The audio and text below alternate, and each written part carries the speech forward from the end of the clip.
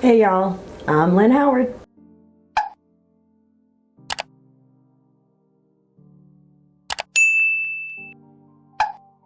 So there's been a bit of a gap between videos, and I apologize, but we had some things going on around here lately. So I mentioned before that I was waiting to get my Botox shots, which I did on the 14th of July. Yay! So I look younger, see? Yay, look younger.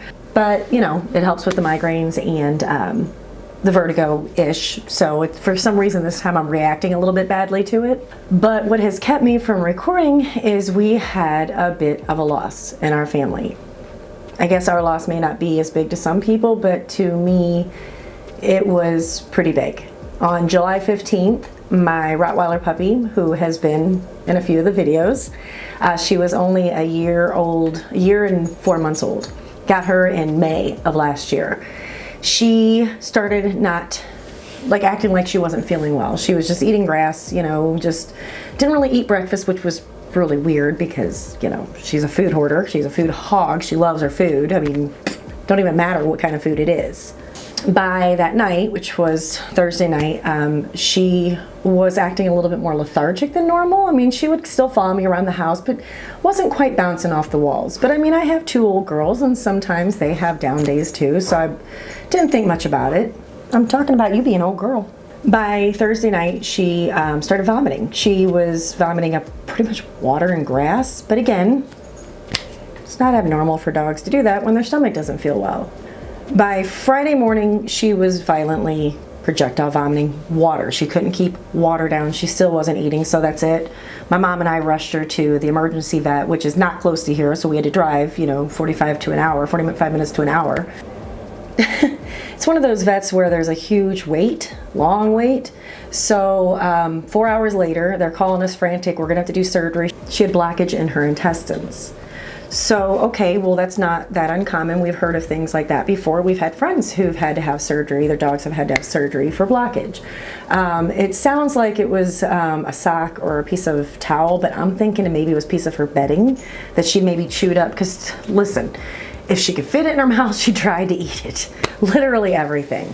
Got an update on Friday night. She was doing okay. They had to remove 2 feet of her intestines, but she was doing okay.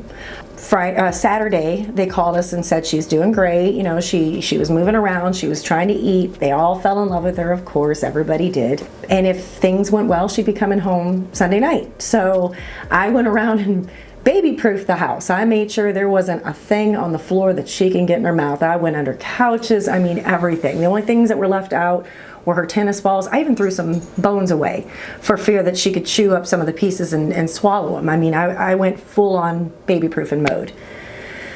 Sunday morning, we got a phone call from the vet, and the second I heard the vet's voice, my stomach dropped because I could tell that it wasn't good news. So she let us know that basically she had sepsis. Shiloh had sepsis. She had a blood infection. She was vomiting again. Her body rejected the surgery. So at this point, I've sold my 1964 Chevy C-Line pickup truck and was selling off my vintage items because, I mean, anything for my baby, because it was a $3,600 surgery. She tells us it's going to be another $3,600 to $6,000. So now we're looking at $7,200 to $9,000 for this, you know, for these surgeries, which would not have been a problem. My husband already volunteered to sell his 1952 Chevy pickup truck to take care of this baby. But they said that there was a less than 50% chance of her surviving it and lifelong problems. So we made the decision to go ahead and let her go. So I was there with her when she passed. I laid on the floor with her, and she knew Mom was there. She snuggled up to me and laid her head on my arm.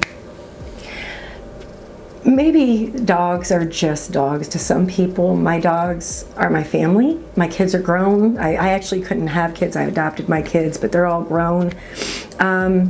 Shiloh was my best friend, and she was my soulmate.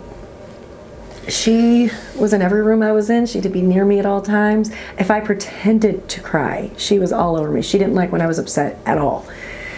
And now I'm upset without her here. It's been a lot more difficult than I thought it was going to be. Maybe I didn't think it was going to be not difficult, but I'm struggling. But I have started writing again. It took a minute. I actually just started writing again 3 days ago. And I don't know if you can see behind me, but some changes have happened in the good old writing cave.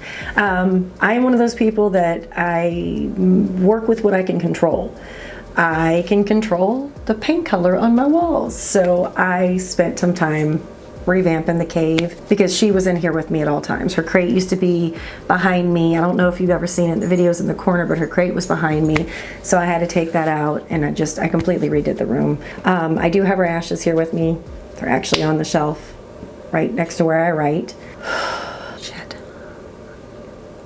But in the meantime, I'm trying to get back to my regular schedule. It's just taken me some time to grieve this loss. Like I said, I understand that not everybody feels that way about animals, but I mean, I'm the weirdo that goes out and tries to save the worms off the pavement. You know, I don't like to see anything killed, and especially not something that meant so much to me. So on the professional side, Shift and Priority is still scheduled for September 25th. I have hired a company, Lady Amber's Review and PR, to get some reviews scheduled for the release.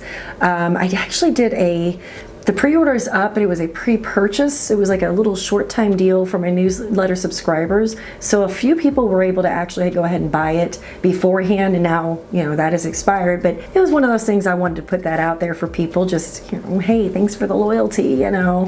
I had actually started working on the sequel to A Shift in Priority, but almost like mentally, because I started working on it when Shiloh was here, it's kind of like it's halted in my head. Like I have to put it aside. So I started working on another from the Morse Pack series. So anyone that has read my books knows who the Morse Pack is. And I've been really bad about telling you guys my books. For instance, Gray's Wolf. That is the first book in the entire little world of all my shifters. It's in the Big River Pack series. Sorry this update was kind of a bummer, kind of a downer, but I mean, it's life. We just have to find ways to keep moving forward, I guess. I've got pictures of her printed out that I've put all over the house. It's again, it's just how I heal. But in the meantime, I'm gonna keep writing, I'm gonna keep putting books out for you, and I will get back on my YouTube schedule. I needed a minute. I needed to, I guess, start healing. I didn't think you guys wanted to see me crying on video, even though I kind of started to cry this time. So until next time, guys, I'll see ya. Bye. When the evening shadows and the stars appear, and there is no one there to dry your tears, I could hold you